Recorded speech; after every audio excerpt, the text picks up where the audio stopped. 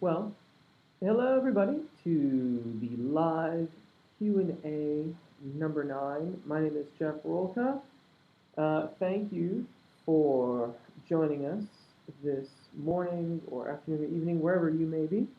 The chat is open, so please feel free to throw something in the chat. Questions, that is what we are here for. So whatever you got, that's what the chat window is for. Before we get started, You're free, sir. so there we go. Before we get started, if you've chosen to subscribe, thank you very, very much. If you haven't yet, please consider doing so. You can click the link that's on screen. And yeah, without any further ado, I'm going to dive right in. Had a couple questions that came in this week, and I meant to check Twitter like just before I came online, and I totally spaced it.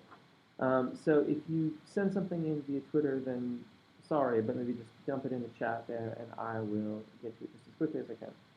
But first question, how will I know if I already reach the limit pitch of my voice?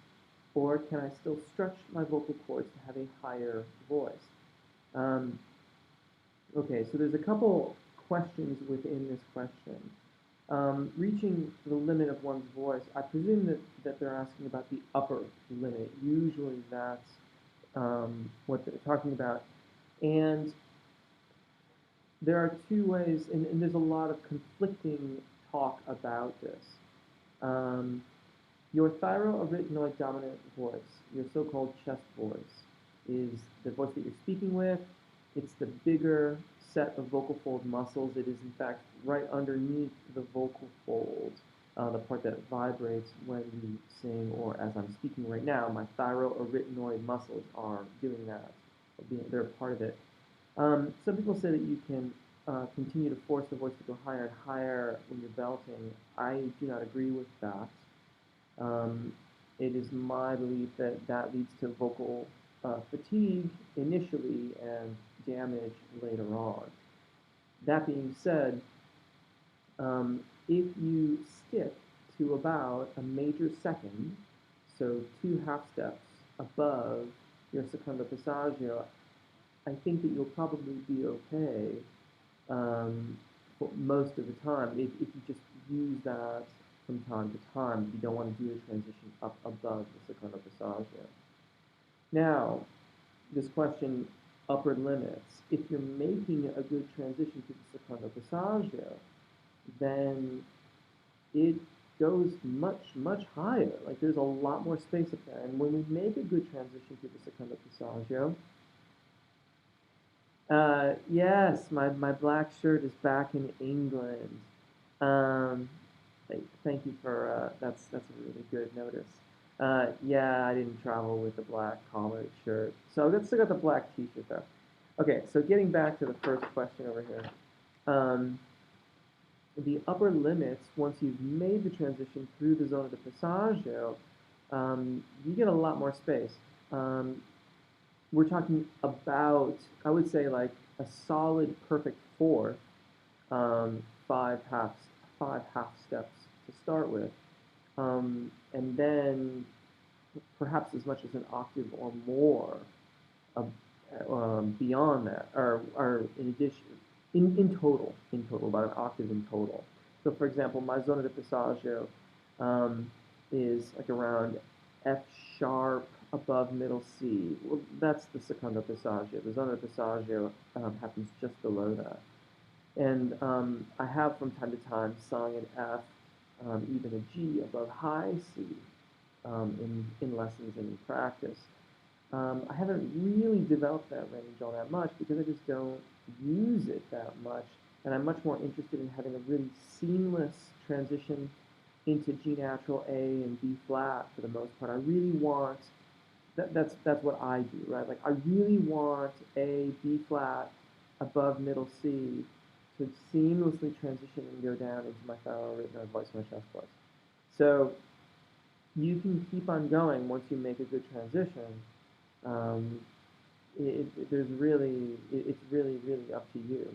And then they ask another really, and I love questions like this. I always find this is fun. About microphones. and they said, or another question, how to properly use microphone when performing live on stage. Can you demonstrate it to the Q&A portion? Yes, I have one with me. Does it need louder echo, then bass, or it depends on where I'm comfortable? Okay, so again, lots of questions in here.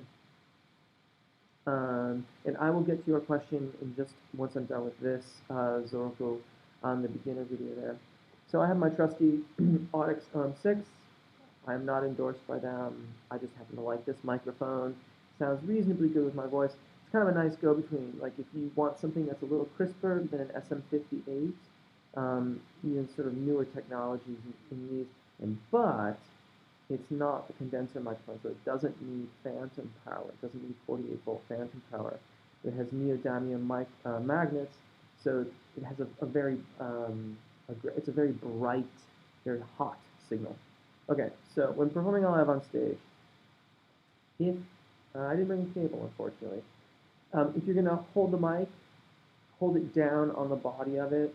Okay, avoid choking up on it like this. This can create problems for sound engineers. You really, really want your sound engineer to be on your side. Okay, you really want them to be your friend. So hold it down on the body. If you're dancing around a lot, I would highly recommend you take your pinky and plug the mic in and then clip the cable around your pinky so that if you step on your cable and do your dance move, you don't inadvertently yank the cable out. Now there are clips. The microphones do clip in, so they shouldn't. It should be harder to come apart than that, but better to just clip it on the finger too. Now, whether you've got it on a stand or you're holding it,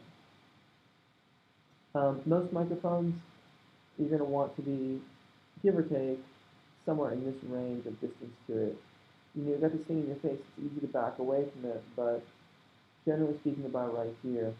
This makes it makes it a lot easier for the engineer to get good gain structure on the microphone. So if you're in a really loud band that you're singing back here, you're never going to be heard because so much is going to bleed onto the microphone that they'll never get it hot enough for you to be heard. So you've got to get close to it. This is said to be on axis, which means that I am holding the microphone and speaking to the part that is going to pick up my voice the best. If I go off axis,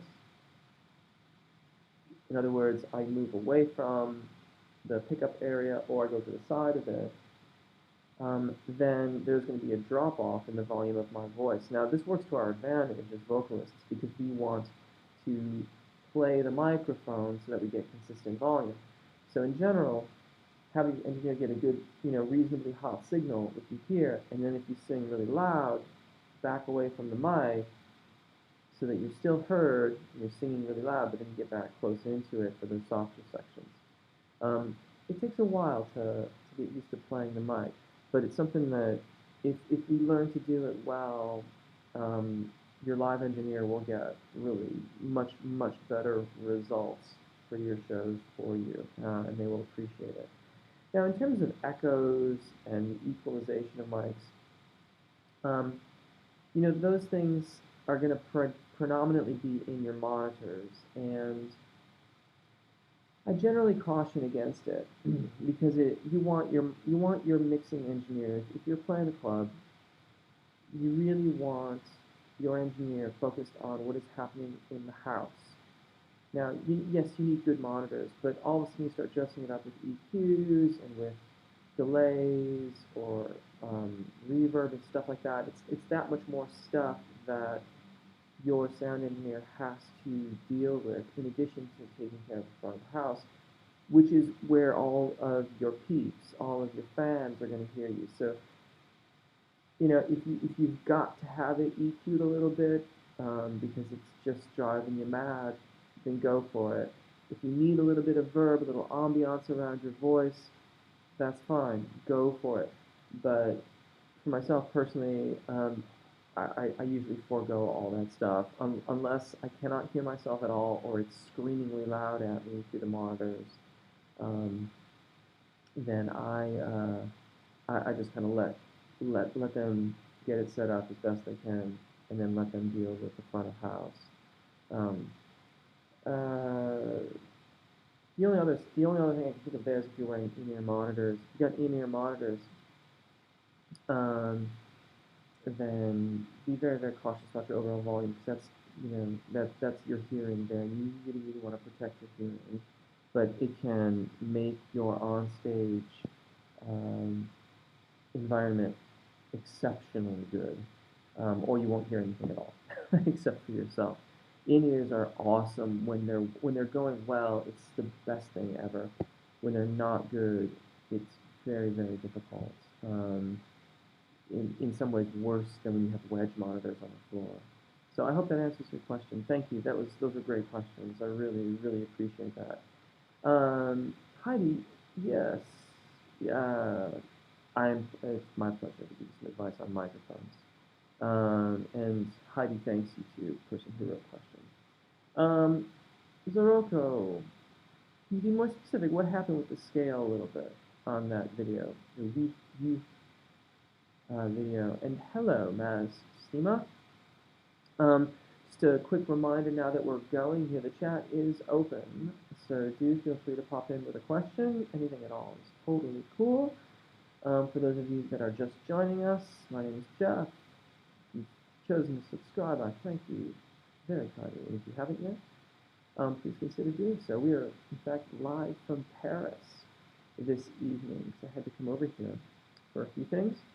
And so I am just having a good old time, looking forward to the Q&A and enjoying the cooler, it's quite warm here, a nice warm Paris afternoon.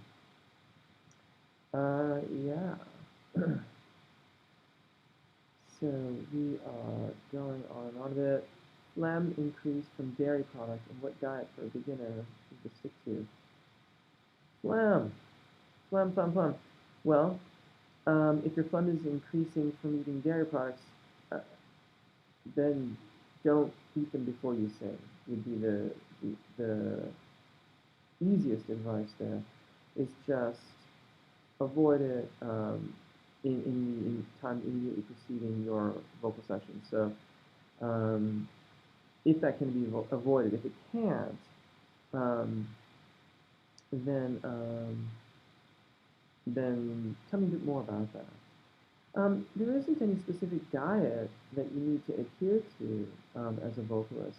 There are certain things that will hurt your voice, or they won't hurt your voice, but they may irritate your voice that may not irritate other people's voices. I know some people that are perfectly comfortable having alcoholic beverages and singing.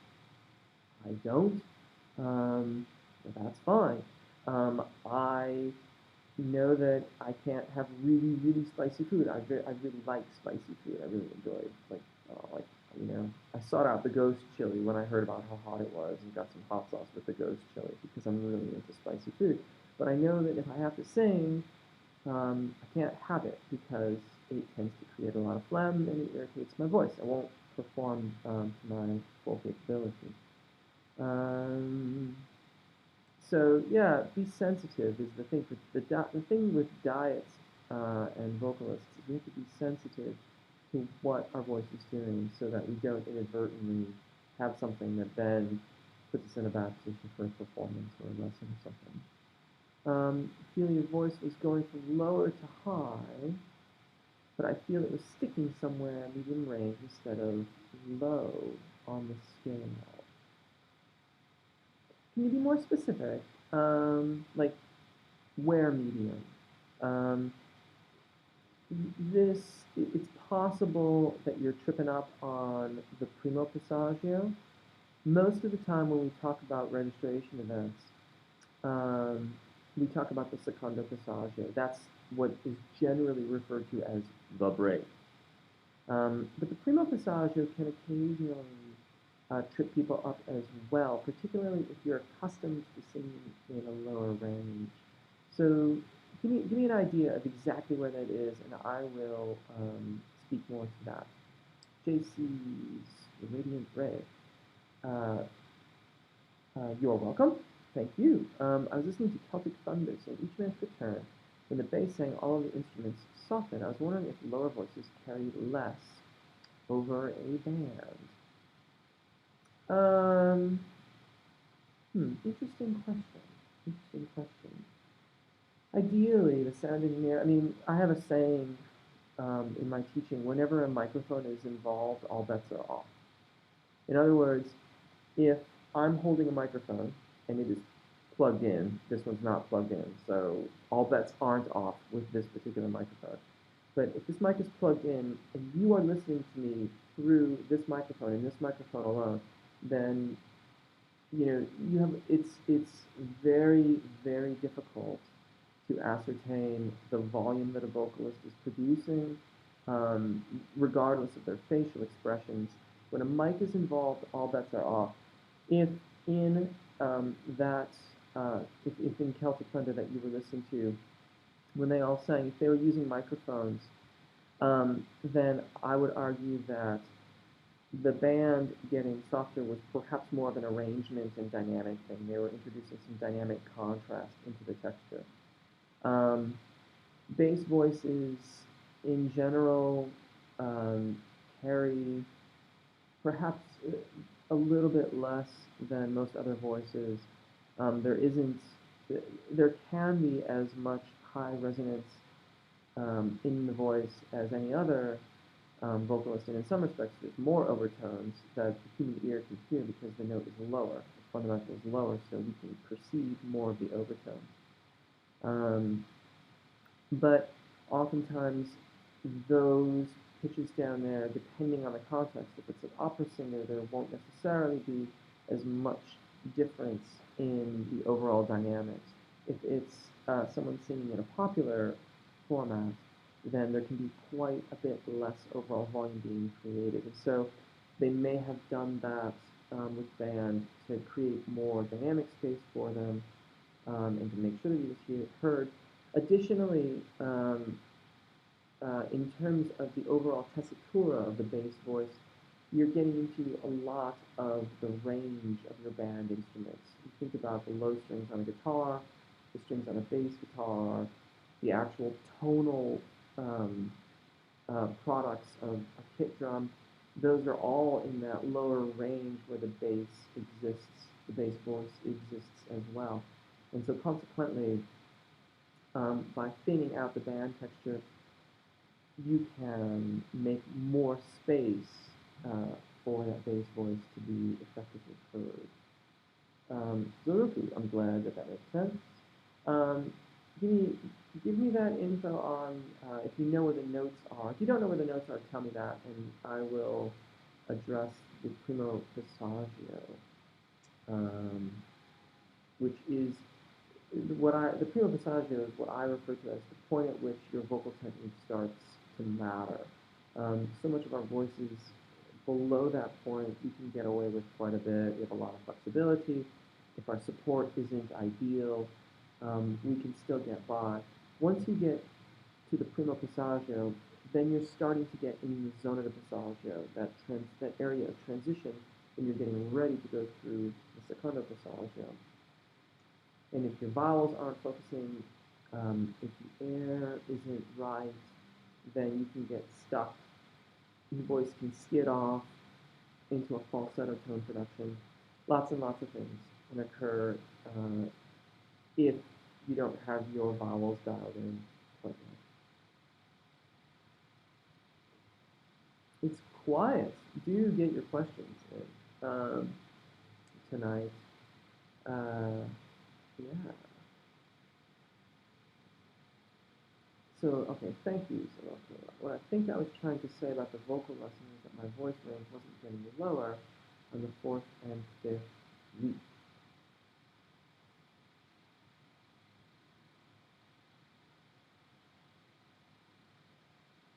Let's see, it goes from low to high. Oh, it's sticking somewhere. I'm reading my instead of low. Oh, interesting. Interesting. Getting lower on the fourth and fifth week. Is that new? Have you noticed yourself not being able to follow the scales down in the past? I've been recording my voice on my tablet to keep it myself. I noticed on several of my videos that my voice did not really kick in until the third or even sixth note. My thoughts. Yep, that's usually an engagement issue. If you want to try and fix that, um, fake singing the first phrase um, before you sing it. So like if you're you've got your like thing queued up and it's okay, I'm just thinking about Let It Be, right? So, when that starts off, when I find myself in times, and you go on from there, right? So if the tune starts, when I find, you can't really see me doing much, but I'm kind of imagining myself singing it halfway through that intro, and then I start to really sing it once I get into the tune. So you can fake your entrance. You can do a couple other things too, such as like start the tune, let it go, and then immediately go back to where you began and start again. That I'll do that a lot with my clients in lessons where we'll go through an entire verse of a song, and then I'll say like, okay, look, when we get to the end of the verse, we're going to immediately repeat and go back to the beginning of the first verse and try it again, um, and, uh, and see how it sounds. Like do the recordings again and see how that pans out for you. Oftentimes you'll notice a difference, and then it just becomes a matter of getting really truly prepared, expanded, engaged, and listening, and really ready for that total onset when it happens. Heidi, how does physical exercise affect one's voice? Thank you for the questions, by the way. I really appreciate that. Um, I think physical exercise is incredibly important for us as vocalists. Our body is literally our instrument. And so the better we take care of ourselves, the better that I think we sound overall. Um, it's true, there's plenty of vocalists that are large people, overweight, or however one might put that. And there's others too that are, far too thin. Mick Jagger comes to mind. He's just such a small guy. Um, but I think that we can all, you know, go and do some physical exercise, walking, whatever it is, yoga, Pilates, all of these things are excellent ways to just keep our body moving and keep things going. And that, I believe, has a really, really dramatic impact on our ability to use our voices effectively. For me personally, it's also uh, really, really important to my just overall well-being. Um, Running, rock climbing, long-distance hiking are all things that make me feel really, really good about myself, and that helps me to bring my absolute best to the videos, to my teaching, to my performances, just to everything in life. Yeah, if I didn't run and all those other activities, I just would not be as happy. And it's, I think it's good for us to be happy. I think being happy is a good thing. So for those of you who are just joining us, just a little station identification. My name is Jeff. Thank you for joining us. If you've chosen to subscribe, thank you very much. We really appreciate it. The chat is open, so please do type your questions in, and I look forward to doing the best that I can to answer them.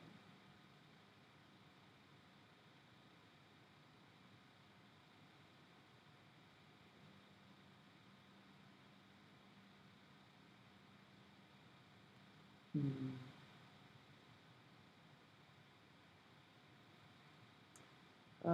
Core exercise. Yeah, I can see why that would do that. I mean, of course, like the core muscles are absolutely integral to our ability to maintain good expansion and engagement.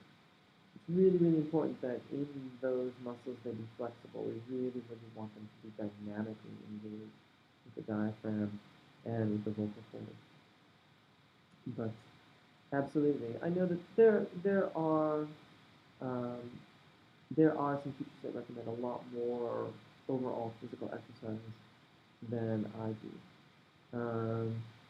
One thing, however, that can be really, really helpful, just by way of wrapping that question up on my end is that when I'm first getting started singing, just getting my body warmed up, like really, really getting the blood flowing, doing some jumping jacks, or running around, or whatever it's going to be, some core exercises, really helps me be physically ready for the process of singing. I did the lip trill and I'm struggling a little on it. Yeah, the lip trill can be a very tricky exercise. Um, Take it in a step-by-step process. I don't know if I put this in the video or not, but I'll explain it right now. If you're new to the lip trill, start by just letting go. There's no pitch, just getting the lips to flap. Make your focus on the air. Focus on the engagement of your abdominal muscles and keeping the air moving. That's the primary goal of the lip trills, to keep those lips flapping. When you can do that, then try getting some pitch. Just do a low range, a low tessitura siren. Don't try to go high. Don't try to go all over the place. Just keep it going. With me, hopefully everything starts at the same time, right? The lips start going, and so does the pitch. If you find that you're getting a like you're kind of trying to hum the pitch and then get the lip trill going, get the lips going first.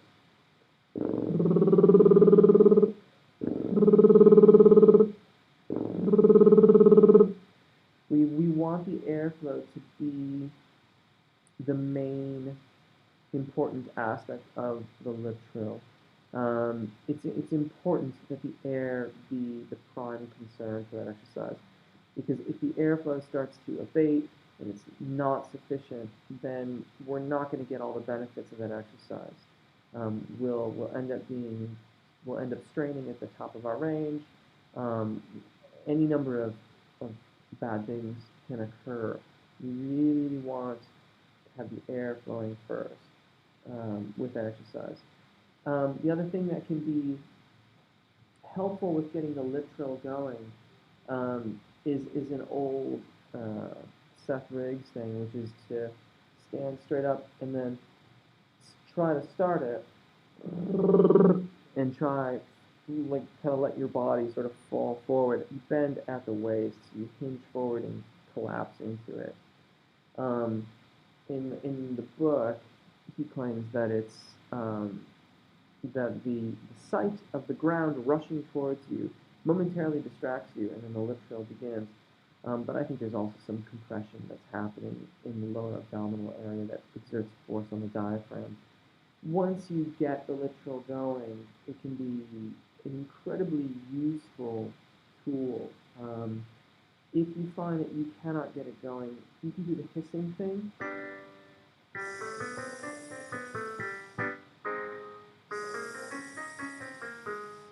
And that can start to get things going. Try to keep the hiss constant, right? If you start hearing a or any kind of pushing of it, that's not consistent engagement. We really want there to be consistent engagement of the abdominal muscles.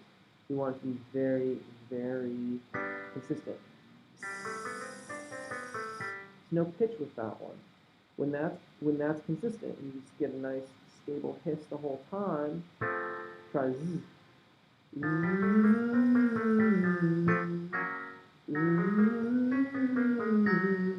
Again, if you hear that pushy thing, really, really invest yourself in those abdominal muscles. Go back to the hiss. and then put the two back to back.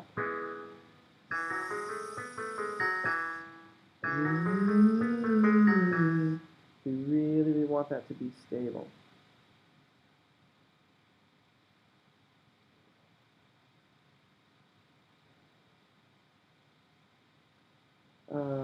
But again, as I've mentioned in the videos, the lip trill is not the end-all be-all of exercises. It's an incredibly useful tool for us. So we definitely, I tend to persist with it. If I have a client who isn't quite getting it or struggling with it, I tend to work that into our regular practice because I really want that to be part of the singing practice that you have. It's a very useful tool for us.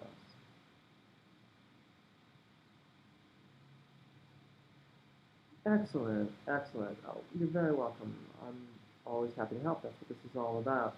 The hiss is, yeah, is very helpful, and it can help you start to establish consistent airflow, and that's what's going to ultimately get you to do the lip trill. Yeah, so start with that, and then keep me posted. Let us know how it goes for you. So, another break here, and I will take that moment to do another station identification. For those of you who perhaps just joined us, my name is Jeff. Thank you for joining the live chat. If you've not chosen to subscribe, I hope that you will choose to do so. The link is at the bottom of the screen. If you've got questions, the chat is open, so please type away and let us know what's going on.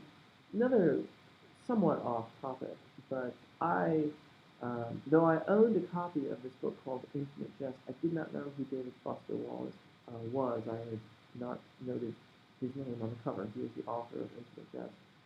And I posted on jeffrolka.com under the lessons thing, which is really more of an inspiration, lessons, kind of hodgepodge of different stuff. Sort of, it's more like kind of think out loud about inspirational things.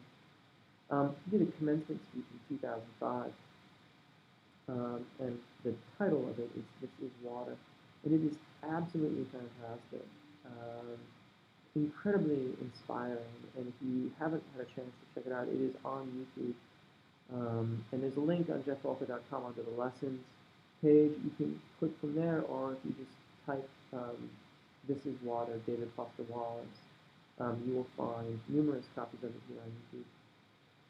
And it's only 20 minutes long, 23 minutes long, and worth every single minute of it. Heidi, thank you, Heidi, for prompting me with all these questions tonight. I really appreciate it. How do you find your own style? That is a very interesting question. Um, First and foremost, I would say start off with what you love to sing. Start off with the things that you love to listen to and that you love to sing, and then go from there. There's no guarantees that what you love to listen to is going to be what you love to sing, but it's a good place to begin. And sorry, I got distracted by the chat. Going and listening to what you love, and then trying to sing those songs and see how it strikes you, see how you like it. If it feels satisfying, then perhaps explore what goes into making those songs sound the way that they sound. What kind of chords are they using? I assume, Heidi, that you mean your own style and your own writing. If you mean as a cover singer, then that is perhaps a different avenue to take. Though not entirely. Even when I do cover songs, I take liberties with the chord changes, sometimes the chord progressions if I really feel that I must.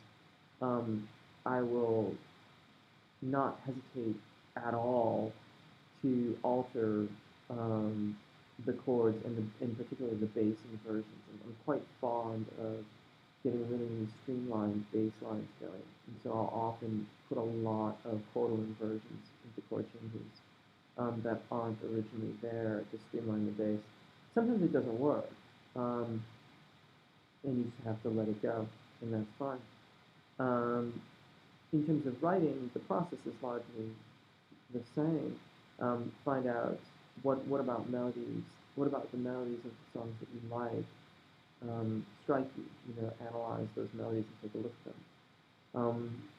Take a look at the chords. What chords do you like the sound of? I am particularly fond of major 7 chords based upon the 4 chords in chord changes. So by way of example, if I play C, there's C. If I go to F, I'll often include that natural in the F major chord because I find that I like it. It's somewhat dissonant, but there's something about it that I find incredibly attractive. So, and you just keep on going with it. You discover different chord changes, different ways of playing chords.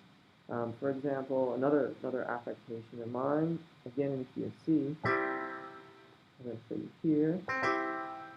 I often like 5 chords, so that's G major, to be in first inversion. So if I go from C, G, and B natural,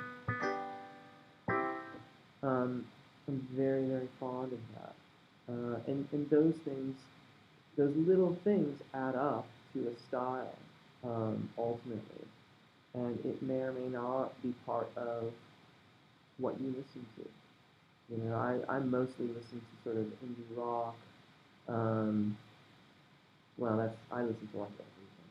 I mean, there is so much music that I listen to from day to day to day, and just literally all over the map, listening to different things and finding inspiration in the way that people do their craft and their art. Um, but I think of myself, let's put it this way, I think of myself as someone who would mostly be in a band format, and yet I find that most of my songs are best when it's simply a piano and myself or a guitar and myself. Kind of the way I write songs. Susan, I'm sorry that you're late too, but I'm glad that you made it. Thank you for popping in today. The inward smile, love to. The inward smile is a technique that has been used for a very, very long time. Usually the instructor will ask you to do a big teepee grin, which looks something such as this. And if you do that, there are obviously there's lots of facial expression, there's lots of facial muscles that move around, but there are 2 significant things for us as vocalists that occur. One is that these cheeks lift, and it's hard to see with my glasses, but you can see that they come up. The second, which you won't be able to see on the camera, is that my soft palate, which is that soft tissue at the top rear of the oral cavity. If you take your tongue and start on the roof of your mouth, right behind your front teeth, it's hard and bony. And you'll come to a ridge, and it'll slope off into the soft tissue, and that soft tissue is the soft palate. When you do the inward smile, the soft palate goes. You might feel a little muscular squeeze. It's like someone, to me, what it feels like is it's like someone is squeezing my nose from the inside. Like they've reached through my head and they're squeezing the inside of my nose. And that has the effect, the effect of the cheeks lifting takes weight off the sinus cavities, allowing air to flow into them and to resonate. Soft palate, that lift of air creates some space in the oral cavity, again allowing it to resonate. All of these things work in conjunction with the nasal pharynx, which is the top rear of the esophagus as it slopes into the sinus cavity to create resonance, which is essential for high range singing. Without without those spaces lifting and creating that resonance, pardon me, um, we tend not to get the brilliance in our voices as we cross the secondo passaggio and get into our upper register. It doesn't match, in other words. And what too frequently happens is that vocalists who are trying to get this and aren't quite achieving it will try to push. There's going to be a lot of force on the voice, and when that happens, um, it becomes this downward spiral where we're exerting more and more force, and those tissues are getting more and more muscularly engaged, and they dampen down resonances. As we push harder, and they dampen more, and we push, and it just goes downhill from there. So we have to have those spaces open and working for us in order to have a seamless transition up into our upper register, and even the area leading up to that. Think around the primo passaggio and in the vicinity of it. Concerning cover songs, Heidi. Okay, I like ballads. Leonard Cohen, Joan Baez, love it, love it, love it, love it. As for songwriting, I haven't even scratched the surface yet. Yeah, well, that's cool. I mean, you are learning and studying the masters. I mean,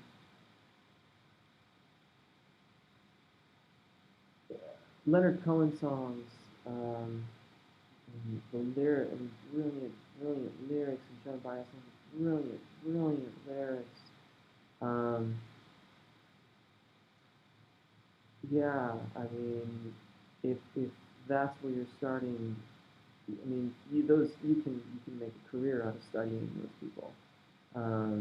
You could spend so much time looking through their material and learning from it and developing your own style.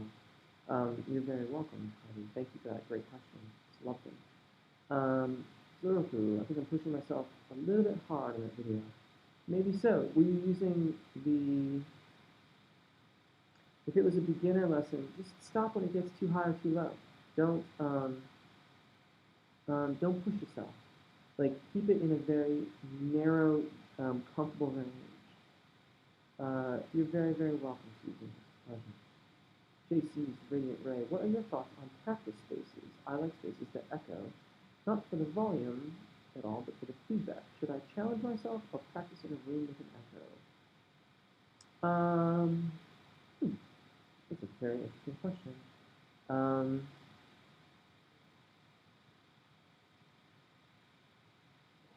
Well, as long as you continue to record yourself, as you stated earlier on in tonight's live Q&A, I think make yourself happy.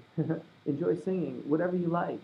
Um, you know, I I have not ever noticed if you're really listening to your voice. I have not ever noticed that singing in a room with a lot of ambience versus one without um, has a tremendous overall difference on what I'm hearing. I'm speaking from my own experience. Personally, I don't like singing in like everyone talks about singing in the shower, singing in bathrooms, but those tiled surfaces are so reflective. And when I'm really practicing, my voice gets loud as I go higher and higher. I'm not particularly fond of it. I like to be in the larger spaces where the volume of my voice isn't,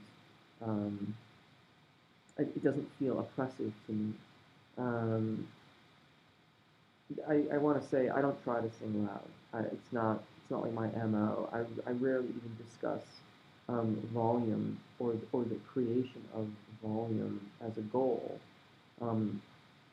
in any of my videos or with my clients, because it is my belief and part of my teaching that volume is the naturally occurring consequence of a well-aligned system. So when we've got really, really great airflow and engagement, and then the airflow is appropriate for the range that we're in, we get an appropriate volume. Um, so in small spaces like bathrooms and things like that, I tend to not want to be in them. I tend not to want to practice in them. But I say make yourself happy.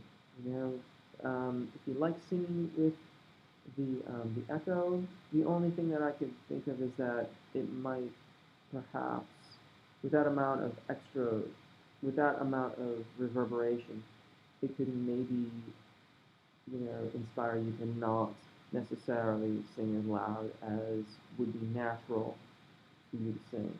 And if that turns out to be the case, then yeah, get out of there and get into a little bit bigger space so that you're not dealing with the echo.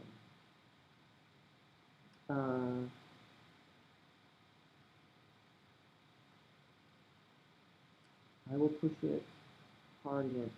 So if you don't push it hard, take, take it easy. Just stay in a comfortable range. I'm sorry if I didn't state that clearly. The beginner videos, stop if it's too high, stop if it's too low. Stay in a comfortable range. It's more about the vowels and the content of the singing than it is about the overall range. Range comes later. I feel like I am cheating during practice in the stairwell or the kitchen. I do not like the volume either, but I respond during the song with more interesting tonal qualities. Well, maybe split your time. Why do you feel like it's cheating?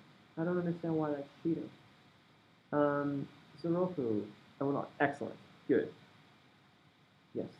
No, no pushing. No pushing. Just take it really, really easy. We want to establish good alignment of vowels first, and then along with good alignment of vowels comes good airflow practices, and then we start to work on range. Okay, and that includes both low and ascending as well. Hey, no worries. I just want to make sure. I just want to make sure you're not like tried. I didn't want to be misunderstood into saying that you should push it somehow, which is not my. I did not want you to do that. So no worries. No worries. Uh, but getting back to JC's Radiant Ray, I think that anything that is helping us to create, in your case, more interesting tonal qualities, um, that's that's a useful that's a useful place to discover those things. Um, so you go into the reflective space, discover the tonal quality, record it, figure out what it is, then take it out of there. See what it sounds like when you're in a space that has no reflections, no echo, what we call a dead space. Dead space. See what it sounds like there. And then, go back and you can use that as an environment to sort of mine your creativity. Um, Everson Jr., you didn't miss it. Welcome. Welcome. I will say we only have a few more minutes left. So if you got a question, type it in the chat. For those of you who haven't asked a question, we are getting into the final minutes, so do type something in if you have a question for me tonight. Thank you for joining us, and I do hope that you'll choose to subscribe. I really appreciate it. Yeah, I mean, speaking for myself, just talking about practice environments, I, I find that I go through so many different environments um, just to kind of keep things fresh and to have fun, really. Sometimes I'll practice with headphones on. Sometimes I make it a point to practice with a keyboard instead of a piano. Lately, I've been playing a lot of guitar in my own writing and in songs that I'm working on. All sorts of different things. I mean, the reality is, if you're a performing vocalist, um, even if you walk into the same club 5 nights of the week with the exact same setup, it would be different all 5 times. Now, if no one touches the soundboard and no one does anything, it's going to be quite similar, but it still will change. Air pressure changes the way microphones work and the way speakers work. Um, you know, if the guitar player changes their strings or doesn't change their strings, that can have an impact. All of these things have an impact. Our environment is always changing. And so changing our practice environment regularly can be very helpful too. I wouldn't recommend doing it every time. Like let yourself get used to it and then shift it up. Um, whatever period of time that is for you. You know, I will tend to practice like on mic and all plugged in and then monitoring on various headphones or in your monitors um, for a couple days or a week at a time, and then I'll pull it all apart and then do it all acoustic and then change it again. Excellent. I'm glad that that is encouraging. I certainly want to encourage it, and you are very, very welcome. Zoroku, whoa. I haven't recorded myself for practice yet, but what recording app should I use? Um, yeah, since you say app, I suspect you're talking about a phone.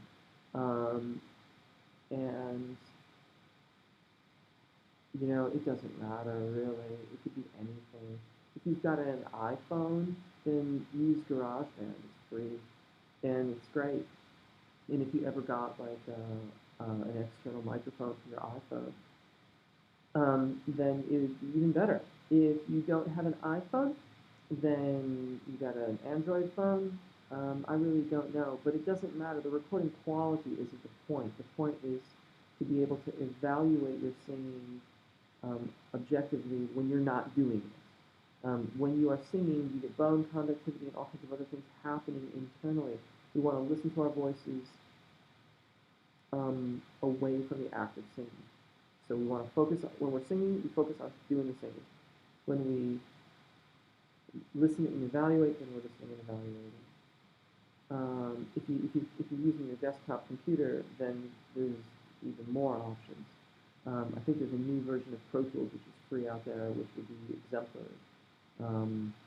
That's that's Mac and PC, I believe as well. Everson, my question is about placement. I never know if I'm singing right, and I try to sing in my mix. It doesn't break, it sounds breathy, and I really aim in the front. And at 18 years old, my voice still sounds light. Is it bad practice? Okay, the breathiness is what we would call partial abduction. And what that means is that your vocal folds aren't, the way this is usually referred to is the vocal folds are said to not be zipping up. But the description of what's actually happening is that they're kind of only lightly meeting. And you're getting a part full sound and a part falsetto or ligament production of your sound. That's what's happening in your mix, that breathiness. And we want to avoid that. We don't want that. So if you're the way to start this is to really get your vowels all in alignment in your thyroarytenoid dominant voice. So you sing in your mix, you know where that is, stay below it. Try it for a week.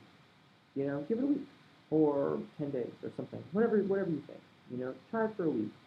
And when I say that your vowels must align, that means if you do E, A, A, O, and U consecutively in one exercise, the resonance of all of them is even or indistinguishable. So they sound exactly the same. If you sing it and you get this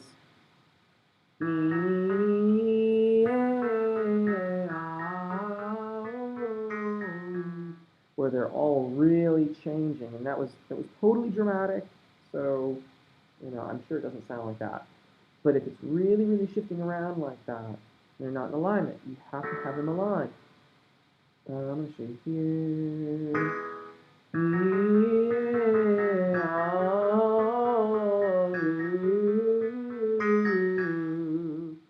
They're very, very similar, okay? That's alignment. Do that for a week, and then start to practice in the mix and see how you do. See if the breathiness abates to a certain degree. Precede all that mixed up with lip trill. That'll help to make sure that you at least got the right kind of airflow and engagement happening before you get into it. Heidi, I've always loved singing, but now that I try to improve, I realize how little I know, which is not bad, just reminds me to take one step at a time. Here it is. You're very, very welcome. And, you know, Heidi, that is true for all of us. Like, that is absolutely 100% as much true for someone who's been singing, you know, for however long they're singing or how long they've been studying properly. Like, you know, people will get in touch with me or ask questions, and very frequently they'll say something to the effect of, "I've been singing my entire life. I've been singing for 20 years, um, but I've always had this problem." Um, and many of them haven't had any formal training. Um, some people, you know, some people arrive at proper vocal technique without getting a teacher involved. Um, some people never do. You know, most of us are somewhere in between. Most of us figure out like these tidbits of technique, but don't understand how they relate to this one over here, or they don't get this one over here, and that's what people like me do, or ideally what people like me are supposed to do, is to demystify this whole thing and then bring it all together so that we can really, really get good, consistent results from our voices and sing the stuff that we want to sing. And that's what I'm trying to do with the channel, is demystify it and give us all the tools to make the most of our voices.